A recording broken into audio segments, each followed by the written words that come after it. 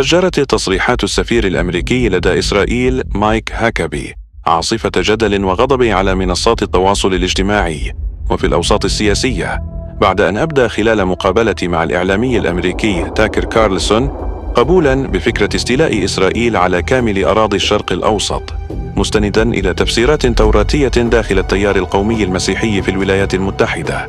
وخلال الحوار زعم كارلسون أن نصاً من العهد القديم يتحدث عن وعد إلهي لإبراهيم بأرض تمتد من وادي مصر إلى نهر الفرات، وهي مساحة قال إنها تشمل أجزاء واسعة من دول الشرق الأوسط، من بينها الأردن وسوريا ولبنان، إضافة إلى مناطق من السعودية والعراق، ووفقا لصحيفة جارديان. ورغم إبداء هاكابي تحفظا على الامتداد الجغرافي الدقيق، فإنه أقر بأن الحديث يدور عن مساحة كبيرة من الأرض، مضيفا أن إسرائيل أرض منحها الله لشعب اختاره، في إشارة إلى البعد الديني الذي يستند إليه في موقفه. وعندما سأله كارلسون صراحة عما إذا كان من حق إسرائيل الاستحواذ على تلك الأراضي، أجاب: سيكون الأمر مقبولا لو أنهم أخذوها كلها. وهو تصريح عده كثيرون انعكاسا لتوجه أيديولوجي يتجاوز الإطار السياسي التقليدي نحو طرح ديني عقائدي. Through Abraham to a people that he chose.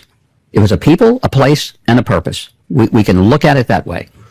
Christian Zionism, I want to go back because that's where we started. I'm not going to let you off on this because you have said it 3 times that God gave this land to this people. And so it is entirely fair for me with respect to ask, what land are you talking about? Because I just read Genesis 15, as I have many times.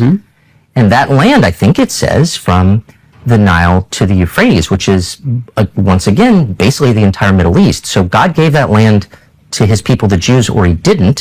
You're saying he did. What does that mean? Does Israel have the right to that land? Because you're appealing to Genesis. You're saying that's the original deed. It would be fine if they took it all. وجاءت المقابلة خلال زيارة أجراها كارلسون إلى إسرائيل. قال إنها شهدت معاملة غريبة في مطار بن غوريون، وهو ما نفاه مسؤولون إسرائيليون وأمريكيون، مؤكدين أنه خضع لإجراءات أمنية روتينية. وأشعلت التصريحات تفاعلا واسعا، إذ اعتبر مغردون أن كلام هاكابي يعكس تنامي نفوذ التيار القومي المسيحي في دوائر صنع القرار الأمريكي، ويرسخ مقاربة دينية للصراع تتجاوز القانون الدولي والواقع الجيوسياسي. في المقابل، رأى آخرون أنها تصريحات استفزازية لا تمثل سياسة رسمية للولايات المتحدة، لكنها تكشف توجها فكريا مؤثرا في مقاربة ملفات المنطقة. The question is, and it's not a bumper sticker answer, it's a sincere answer, how do we know? Because what you're saying is that certain people have a title to a highly contested region. They own it in some deep sense. So I think it's fair to ask, who are they and how do we know? So the current prime minister's ancestors weren't from here within recorded history. He has no deed. Bibi Netanyahu, on one side, his family's from Poland. They're from Eastern Europe. So how do we know that he has a connection to the people who God promised the land to, Abram's descendants? How do we know that? Well, if you take the genealogies that come not only from the Old but the New Testament, you see that there is a historical connection through the entirety of the Old and the New Testament that details the Jewish connection to this land. Does that include Bibi's family? How do we know that if his family they were comes here, scattered? But how do we know it's the same people? No, why is that crazy? If you say to me, if they speak the same language, if they worship the same God, if they follow the same Bible, if they follow the same cultures and traditions, and they always pray next year in Jerusalem, and they pray for the peace of Jerusalem, and they pray facing toward Jerusalem, does that not give you a little bit of a clue as to who they are? Let's go through those things, because I would like to have a rational this is the conversation I've wanted. Bless you. Thank you for doing this. Netanyahu, the founders of this country were mostly secular. Some of them were avowed atheists. They were not praying for the peace of Jerusalem. They weren't praying at all because they didn't believe in God. There's no genealogy linking their families to the people of this land 3,000 years ago. They're not. So how do we know, since they didn't share a language, they didn't share a religion, they had no religion whatsoever, how do we know that they had a right to come here from Eastern Europe and but they were scattered. Take the land. They were scattered to Eastern Europe. They were scattered all over the world. There were many in Ethiopia. They were in Russia. They were in Poland. They were throughout Asia. Jews were all over the place, but they were still Jews. but they were still Jews. Okay, so then, let me get to the nub of the question, since again, a lot is at stake, a lot of money is at stake. Land is very valuable. Israel has a lot of resources. By the way, if you're accused of a crime, you can hide here. That's a pretty good passport to have.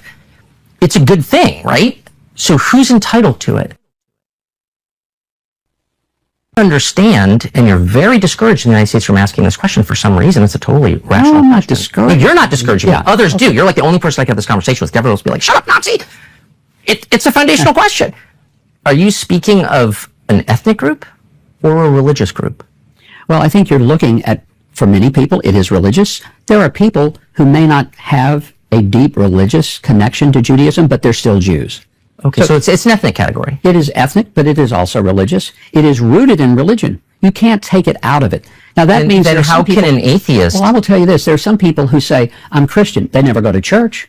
They never pray. They never read their Bible. They don't tithe. But they're not entitled to citizenship on the basis of that. Well, they're not entitled to... They still call themselves Christian, even though they identify in that way. Here's the difference. You're saying that people who have this identification have a deed to a huge chunk of land on the Mediterranean, okay? So there's, it's a right. You keep telling me it's a right.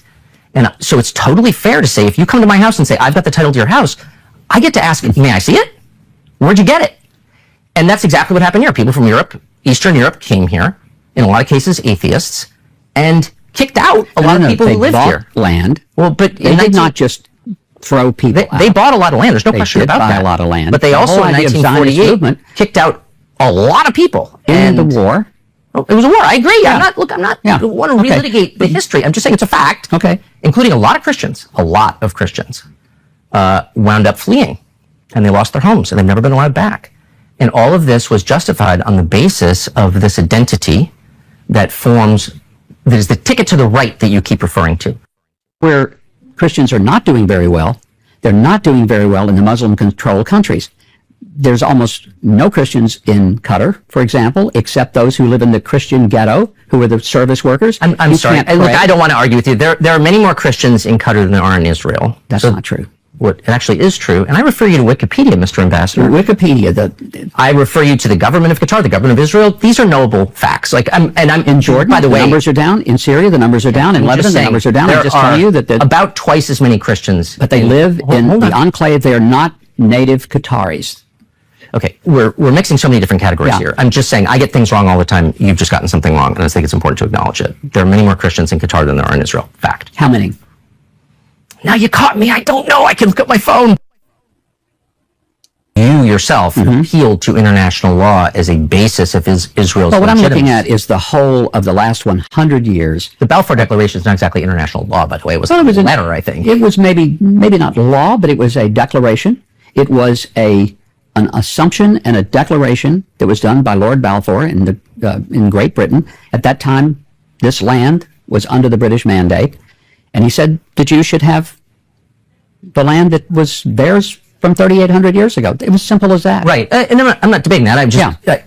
It was not international law. It was a colonial power saying, okay, but then later it was international law under the League of Nations, under the United Nations. And then because of the victories that Israel had against those who tried to annihilate them, and it wasn't just that they were trying to take a little piece of their land, they tried to annihilate them. Okay. And there is still to this day the shouts of from the river to the sea. And Tucker, that means only one thing, not the shrinking of Israel, but the annihilation of Israel.